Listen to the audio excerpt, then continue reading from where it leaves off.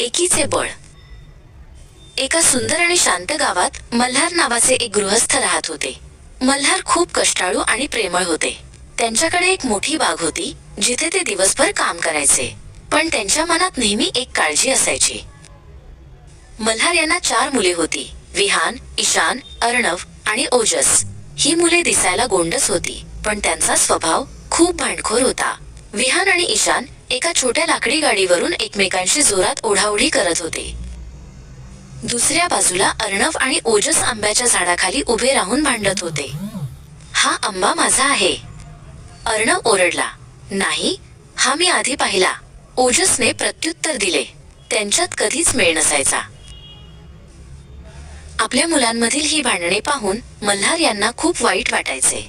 त्यांना काळजी वाटत होती की जर मुले अशीच भांडत राहिली तर भविष्यात त्यांना कोणाचीच मदत मिळणार नाही. त्यांनी मुलांना एक महत्त्वाचा धडा शिकवण्याचे ठरवले. एके दिवशी मल्हार यांनी सर्व मुलांना बोलावले. त्यांनी सर्वात मोठ्या मुलाला विहानला सांगितले, विहान, जा आणि जंगलातून काही वाळलेल्या काठ्या घेऊन ये. विहान पळत गेला आणि काठ्यांचा एक मोठा ढिगारा घेऊन आला.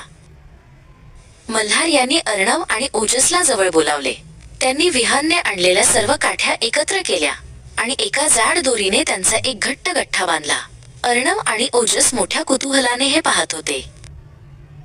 मग मल्हार ईशानकडे वळले आणि म्हणाले, ईशान, तू खूप ताकदवान आहेस ना? बघूया, तुला हा काठ्यांचा गठ्ठा तोडता येतो का? ईशानने तो गठ्ठा हातात घेतला आणि आपल्या गुडघ्यावर ठेवून तोडण्याचा खूप प्रयत्न केला. ईशानला जमले नाही तेव्हा विहान आणि अर्णवनेही प्रयत्न केला. त्यांनी दोघांनी मिळून गठ्ठा ओढला, पण तो काठ्यांचा संच इतका मजबूत होता की कोणालाही तो तोडता आला नाही. बाबा, हे तर अशक्य आहे, मुले थकल्यासारखी म्हणाली.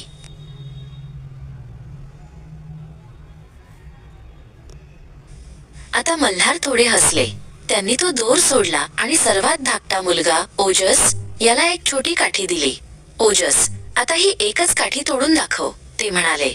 ओजसने ती काठी हातात घेतली आणि सहजपणे कडक करून तोडून टाकली.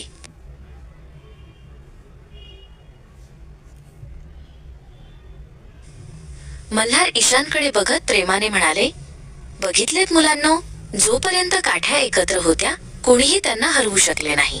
पण एकट्या काठीचे नुकसान करणे सोपे असते. जर तुम्ही एकत्र राहिलात तर कोणाची हिंमत होणार नाही तुम्हाला त्रास द्यायची.